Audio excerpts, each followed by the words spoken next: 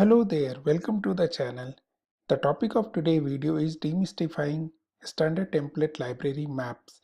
Maps are associative container with key value pairs where keys are stored in a sorted order. And while demystifying the STL map, we'll look into three specific areas. Number one is how to insert data. Number two is how to erase data. And number three is how to look up the data.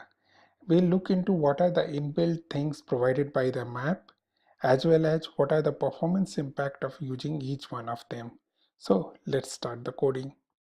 To properly understand the maps, I'll use a class called testMap which has these six things: constructor, destructor, copy constructor, assignment operator, move constructor and move assignment operator. These two things, move constructor and move assignment operator, are part of C++11 and I have a separate video explaining these. So if you are not aware of this, you can go ahead and look at them first before continuing on to this particular video because this make use of it. Okay, so this test map to demonstrate what happens when we do move and copying around within the map. So let me use a map with an integer as a key and test map as a value. So I'll create a map with an integer and test map as a value. Let me call it my map. I can insert the value into the map using multiple ways. The first way is a subscript operator. So I can say my map 1 is equal to, let's say, test map. It's a temporary. So what I did is that I have created a my map with a key as 1, value as test map. Okay, and let me just print the map. I will use the C++11 for loop. Let's say mpair. So map returns pair because it stores things in a pair which is std pair. So I can say that key is equal to uh, mpair dot first and value equal to mpair dot second. Now you see that I am using the test map class as a value, so we can just print the address to make sure it is being printed. So let me go ahead and compile it and let's see the output. Now you can first see the output of key value pair, this. So key is 1, value is this. But now let's analyze the output bit carefully. So what happens over here is that we got this constructor gets called, and this constructor gets called again, then a move assignment operator gets called. So why this happens? Because when I create this my map 1, it creates the instance of a map. Then I create a test map, it also create a temporary. Then this temporary is moved to my map. That's why we get three constructor called. In fact, three construction. First construction is for my map, second is for this temporary, and third is for move. Then after that this temporaries die and we get this particular destructor gets called. Okay, so that's the way it actually happens. Now if I go ahead and change the temporary to a particular value, let's say I say test map t map, it's a particular variable. Instead of test map, let me just comment it, I use t map. Any case, what will happen over here? So let's go ahead, compile and see. In this particular case, what had happened is that constructor gets called and an assignment operator gets called. So first constructor gets called for creating the map, second constructor gets called for creating tmap, and then assignment operator gets called to transfer tmap into my map. That's the way constructor gets called. Okay. Now this is one way of inserting the data into the map. The another way of doing the same thing is by using insert function. So I can say my map dot insert.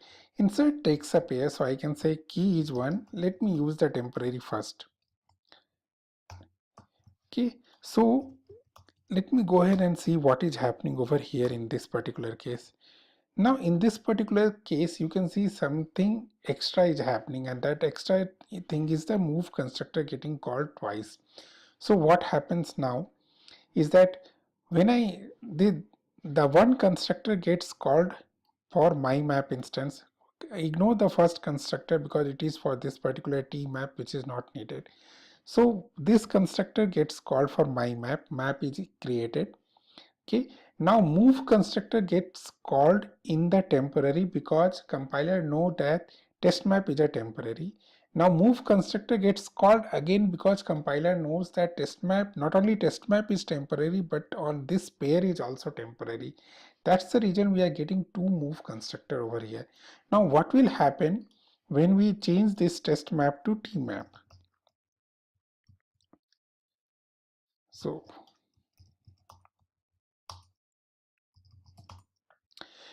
now you can see that there is only one move constructor gets called because one copy constructor gets called because tmap is already there, and that's why we copy it into temporary and copy constructor gets called. Since this is temporary, a move constructor gets called. Now you see that how many constructor and destructor calls are actually happening over here. So consider a map with hundreds and thousands of elements, and every time this kind of thing is happening. Since there is a class, that's why we can see constructor destructor. It happens for every data type. So every data type will get copied this many times. That's the reason both subscript operator and insert operator, insert function, you have to be careful while calling it. Now let's talk about something else. What is the difference apart from this move kind of thing, move being called twice? What is the other difference between this subscript and insert? So in the subscript operator, I can override it. So if I do this again with some other value, a new test map, it will override. But if I do with the insert function, it will not. To make sure that insert function also overrides the existing key, we'll have to say insert or assign. That is also a built-in function in the STL map, and we can use insert or assign. If it is key is not there, it will create the key. If key is already there, it will replace the value. Now let's go back to the original thing. So we have seen subscript and insert. Now there is a new thing which is added in C++11, which is called emplace. Okay, so let me comment this and try to use that function.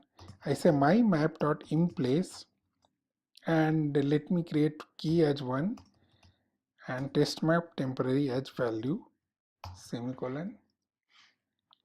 Again, I am repeating, this emplace is available only in C++11 onwards. Okay, now see, did you see a difference? The difference here is that one constructor gets called because this temporary is getting constructed, and then move constructor gets called, which means this temporary is moved to my map. In place is just a in place construction where my map is not constructed first then assigned. My map is in place constructed, which avoids one particular explicit construction. Let's do it with tmap also. We'll see. If you use t instead of temporary, if you use tmap,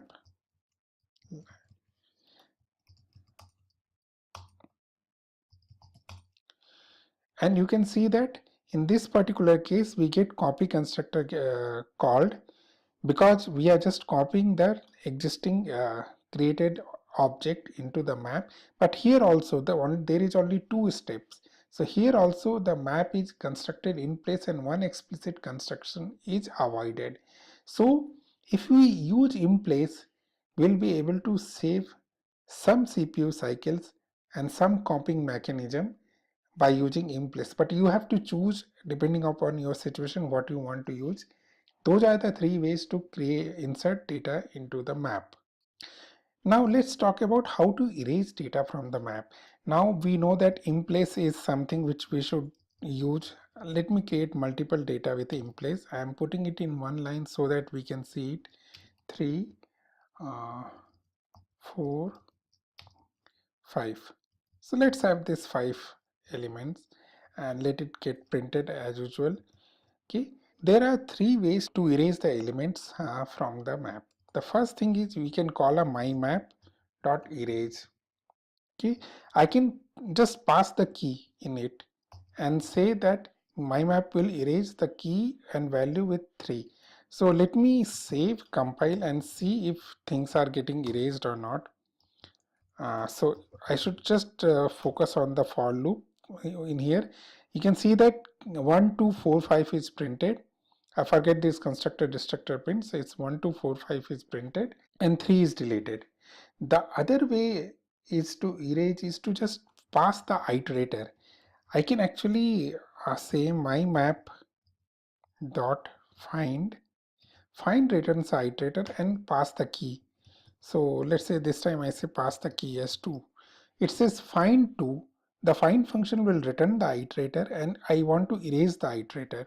So let me go ahead, compile and just see it. You can see that 2 is erased in this particular case. And the third erase is range. So I can say range erase as I want to erase 2 and 4, 2, 4. So this is the range. Its range takes the iterator, and let me go ahead and compile it. The range is inclusive exclusive, which means it will include in deletion this particular element, but it will not include in deletion this particular element. So let's go ahead and compile. You can see that 2 is deleted, 3 is deleted, but 4 is there. Okay, so that's called inclusive exclusive deletion. So this is included, this is not included. I can delete till the end by calling mymap.end.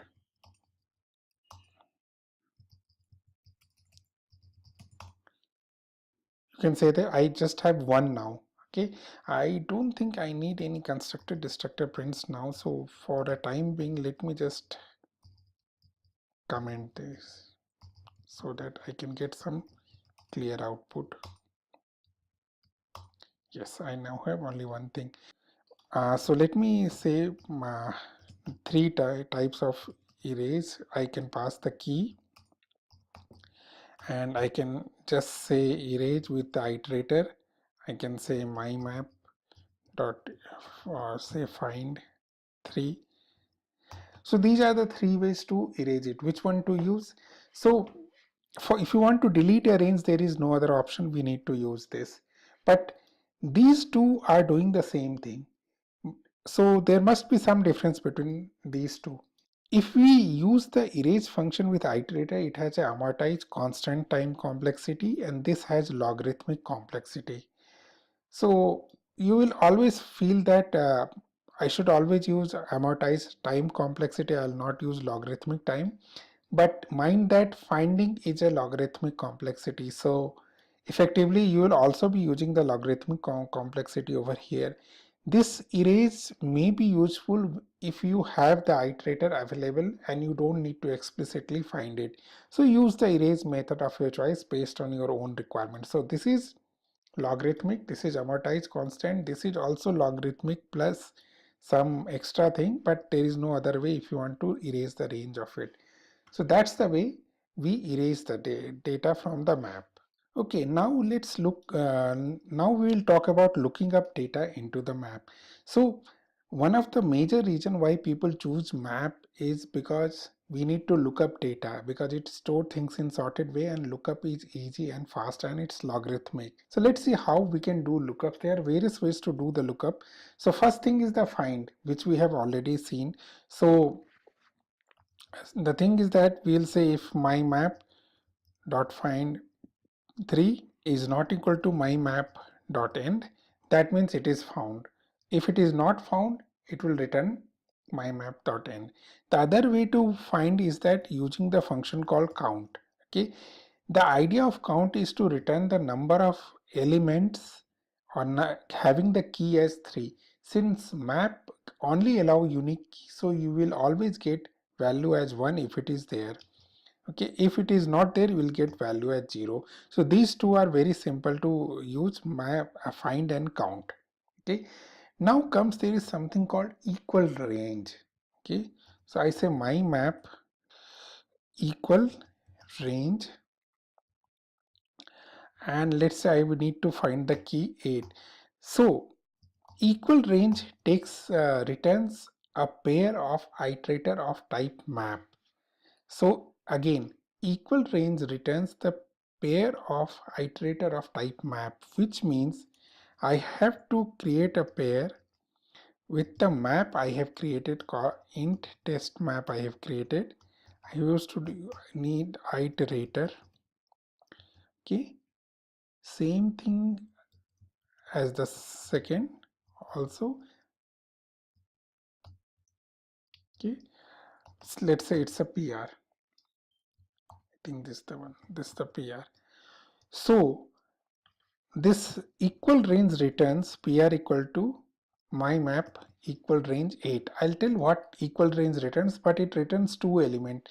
Iterated to the element in the map and again iterated to the element in the map. Okay, let me first compile and check if it is compiling successfully. Yes.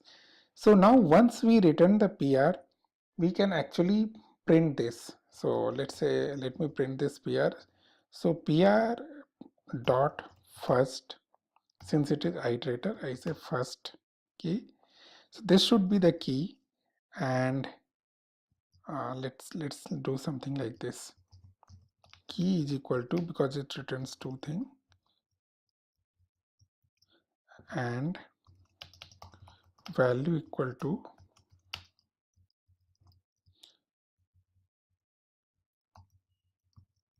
second. And let's also print the second one. Key is equal to second. Okay, now let's compile and something is missing.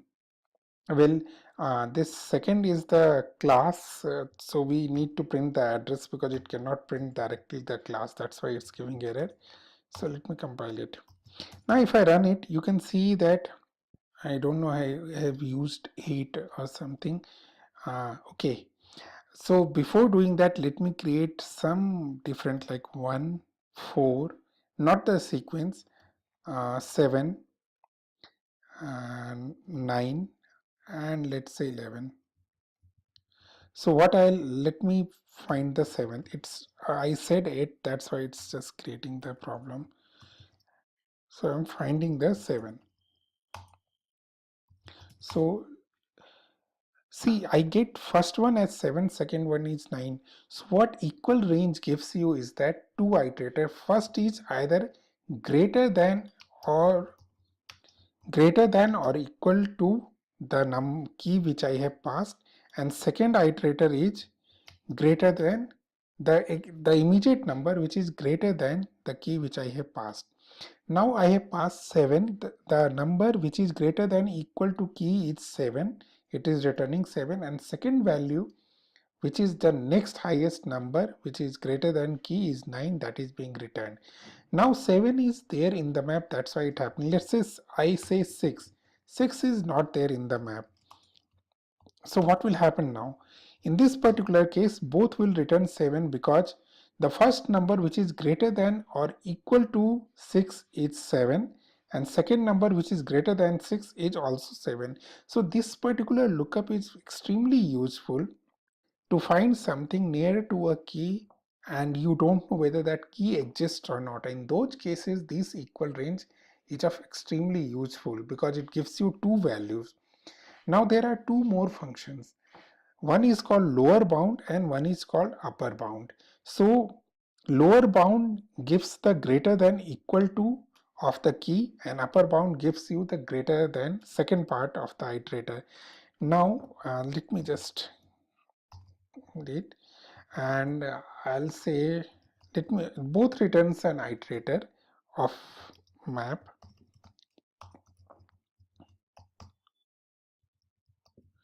If I say my map dot lower bound,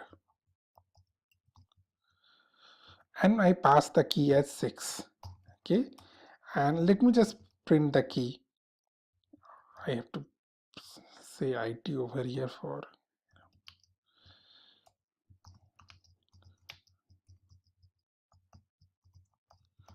I'm just printing the key. Okay, so since lower bound will give me any number, any key which is greater than equal to the key passed. So 6 is not there, then lower bound should give me 7. I guess I put this 2. Okay, so let me guess. You can see I got key as 7. Let me comment this out also. Now there is something called low upper bound. So if I say upper bound, so it should also give me 7. Let's say I call it IT1. Okay, so I say clear. Both are giving me 7. So equal range provide me the both things which I get from lower bound and upper bound. So for example, if I pass 7 over here, so I'll get lower bound as 7 and upper bound as 9. So that's the way it gives me the value. These if you are seriously using map, and then for lookup you'll definitely be using this lower bound, upper bound and equal range. So that's the way it is being used, and we talked about insertion, deletion as well as the lookup in the map. These are the 99% of the things we should know about map before using it, and most of the cases will be covered with this. I hope I was able to explain things clearly. If you have any questions, please do not forget to write it in the comments. And thanks a lot, guys. Thanks for watching. Thank you. Please do not forget to subscribe.